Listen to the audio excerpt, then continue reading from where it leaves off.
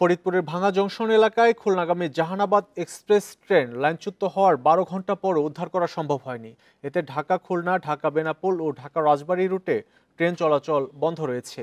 এ ঘটনায় দায়িত্ব অবহেলার অভিযোগে পয়েন্টম্যান নজরুল ইসলামকে বরখাস্ত করে ৩ সদস্যের তদন্ত কমিটি করা হয়েছে। ভাঙা জংশনের সহকারী রেল স্টেশন মাস্টার সুমন বারোই জানান, পয়েন্টম্যান নজরুলের ভুলের সিগন্যালের কারণে এই দুর্ঘটনা ঘটেছে।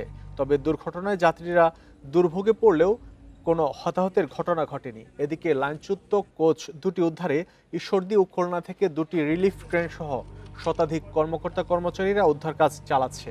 দুপুর নাগাদ লাইনটি সচল করা সম্ভব হবে। এর আগে শুক্রবার রাতে ফরিদপুরের ভাঙা জংশন এলাকায় খুলনাগামী জাহানাবাদ এক্সপ্রেস ট্রেন লাইনচ্যুত হয়।